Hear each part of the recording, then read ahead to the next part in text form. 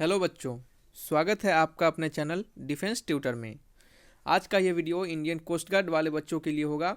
इस वीडियो में हम आपको बताएंगे जो भी बच्चे नाविक जीडी डीवी और यांत्रिक के लिए तैयारी कर रहे हैं उनके लिए जनरल साइंस के केमिस्ट्री का क्वेश्चंस यहाँ पे आपको बताया जाएगा।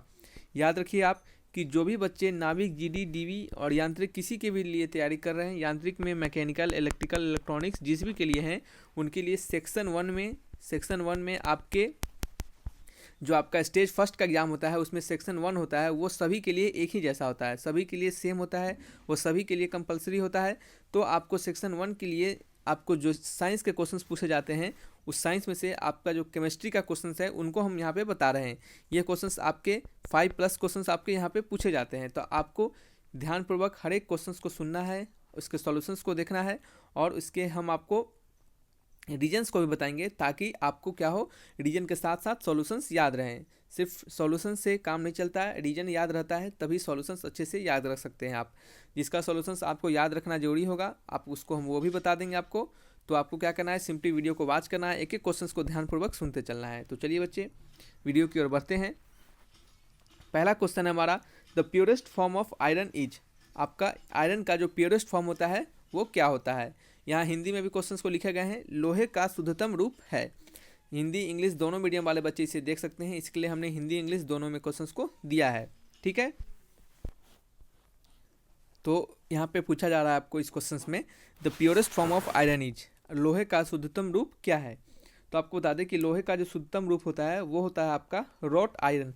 जो आपके जब भी आयरन का जो उसको एक्सट्रैक्शन किया जाता है आयरन को, तो उसमें जो रॉट आयरन होता है उसमें क्या कहते हैं, उसे कहते हैं प्योरेस्ट फॉर्म ऑफ आयरन। किसे कहते हैं, प्योरेस्ट फॉर्म ऑफ आयरन किसे कहते हैं, रॉट आयरन को। ये जो आता है आपका होता है, ये 0.12 से लेकर 0.25% कार्बन को कंटेन करता है। ठीक है, क्या कहता है, 0.12 से लेकर 0.25% कार्बन को कंटेन करता है। और ये क्या होता है, सबसे प्योरेस्ट फॉर्म यानी सबसे शुद्धतम होता है आयरन का। ठीक है, सबसे शुद्धतम रूप होता है यह आयरन का। तो आपको ये इस डाटा को याद नहीं रखना है, यहाँ पे हम आपको सिर्फ नॉलेज के लिए हमने ये आपको बताया। आपको याद रखना है कि प्योरेस्ट फॉर्म कौन सा आयरन होता है, रॉट आयरन होता है। चलिए नेक्स्ट क्वेश्चन की ओर बढ़ते हैं। हाँ तो चलिए बच्चे नेक्स्ट क्वेश्चन की ओर। यह आपका क्वेश्चन नंबर 2 है। यहाँ पे आपको पूछा जा रहा है, hydrogen bomb is based upon the principle of. Hydrogen bomb जो होता है वो किसके प्रिंसिपल पे बेस्ड होता है, वो किस प्रिंसिपल पे बेस्ड होता है। हाइड्रोजन बम किस सिद्धांत पर आधारित है, वो किस सिद्धांत पर हाइड्रोजन बम आधारित होता है।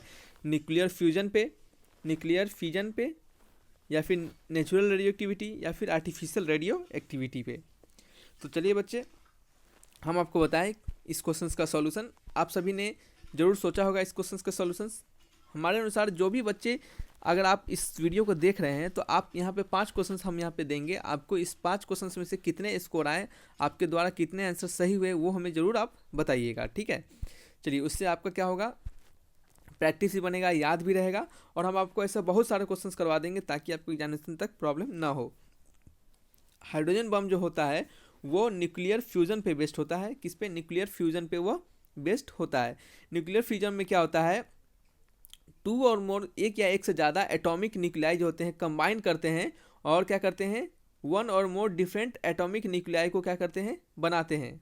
ठीक है, जैसे आपको बता दें न्यूक्लियर फ्यूजन रिएक्शन में, तो क्या बोल रहे थे बच्चे यहाँ पे कि जो न्यूक्लियर फ्यूजन रिएक्शन होते हैं उसमें क्या होता है कि 2 या 2 से ज़्यादा एटॉमिक न्यूक्लियाई कंबाइन करके बनाते हैं एक या एक से ज़्यादा डिफरेंट एटॉमिक न्यूक्लियाई।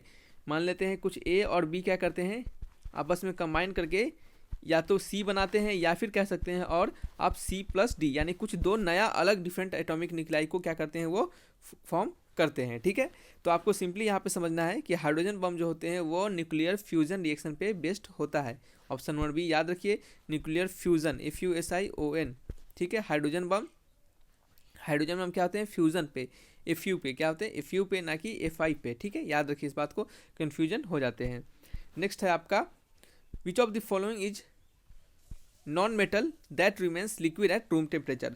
निम्नलिखित में से कौन सा एक गैर धातु जो कमरे के तापमान पर तरल रहता है। यानी आपको बताना है इन सभी में से कौन सा ऐसा एलिमेंट है जो कि रूम टेम्परेचर पे क्या होता है, लिक्विड रहता है। लिक्विड यानी आपको तरल यानी लिक्विड रहता है। ठीक है, तो आपको बताना है क्या है ऑप्शन नंबर इसका, क्लोरीन है, फॉस्फोरस है, ब्रोमीन है, हीलियम है। बहुत ही सिंपल सा क्वेश्चन है।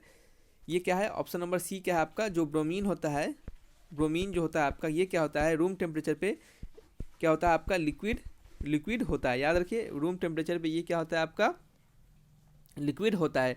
और इसका जो आपका एटॉमिक नंबर होता है वो कितना होता है, 35। क्या होता है, एटॉमिक नंबर इसका कितना होता है, 35 इसका एटॉमिक नंबर आपका होता है। मरकरी क्या होता है, मरकरी भी एक ऐसा आपका एलिमेंट है जो कि क्या होता है, रूम टेम्परेचर पे क्या होता है, लिक्विड रहता है। क्या होता है मरकरी, इसको भी याद रखिए, MERCURY, ये भी क्या होता है, लिक्विड रहता है। ब्रोमीन तो रहता ही है, लेकिन क्या होता है मरकरी भी क्या होता है आपका, लिक्विड रहता है रूम टेम्परेचर पे, ठीक है।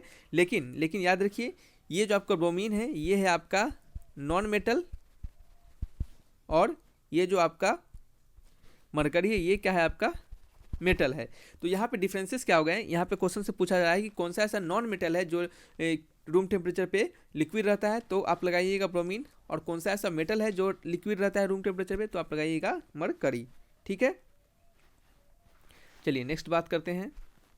विच of the following is not a mixture, इन सभी में से कौन सा ऐसा है जो मिक्सचर नहीं है, यानी मिक्सचर भूजा वाला नहीं, भूजा वाला नहीं, ठीक है, भूजा वाला मिक्सचर नहीं बात हो रही है। आपका जो कंपाउंड और मिक्सचर का जो फंडा होता है उसको कौन सा मिक्सचर है। मिक्सचर देखिए किसे कहते हैं, बेसिकली आपको थोड़ा लाइन में समझा दें कि मिक्सचर हम उसे कहते हैं जिसमें क्या हो, कोई डिफिनिट अमाउंट ऑफ प्रोपोर्शन नहीं रखा गया हो। जैसे आपको जैसे वाटर है H2O, ये क्या है, मिक्सचर है या फिर कंपाउंड है, ये क्या है आपका, कंपाउंड है। क्या आता है, कंपाउंड है। कैसे कह सकते हैं कंपाउंड है, क्योंकि जब भी वाटर फॉर्म होगा इसमें हाइड्रोजन और ऑक्सीजन का रेशियो 2:1 ही होगा, यानी 2 हाइड्रोजन और 1 ऑक्सीजन मिलकर ही क्या करेगा, एक मॉलिक्यूल ऑफ वाटर को फॉर्म करेगा। लेकिन अगर हम बात कर दें आपका, कोई अगर आपके जो भूजा ही खाते हैं, जैसे मान लेते हैं भूजा क्या खाते हैं, भूजा खाते हैं ये, तो ये क्या है आपका, ये क्या है, एक मिक्सचर हो सकता है। क्यों मिक्सचर हो सकता है, क्योंकि ये जो आपका भूजा में आप कोई खास अमाउंट ऑफ सब्सटेंस को नहीं रखते हैं, यानी जैसे आप उसके अंदर चिवड़ा भूजा खा रहे थे, चिवड़ा रखेंगे उसके अंदर दो कुछ थोड़ा सा अमाउंट में 5 ग्राम रखते हैं,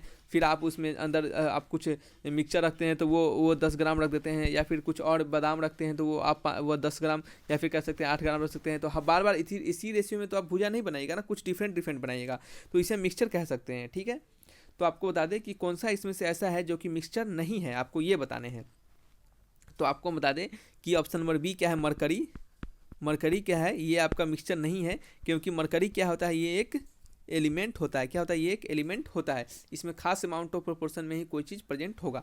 लेकिन एयर की जहाँ तक बात करें, मिल्क की बात करें, सीमेंट की बात करें, ये सभी क्या है आपके मिक्सचर है। एयर क्या होता है, मिक्सचर होता है किसका, डिफरेंट गैसेस का। जैसे आपके इसमें नाइट्रोजन प्रेजेंट होते हैं अलग प्रोपोर्शन में, हाइड्रोजन प्रेजेंट होते हैं, इसके अंदर ऑक्सीजन प्रेजेंट होता है, आपका नोबेल गैसेस कुछ प्रेजेंट होता है, और आपके और भी बहुत सारे इसमें क्या होते हैं और गैसेस सब प्रेजेंट होते हैं, ठीक है, ETC हम लिख सकते हैं।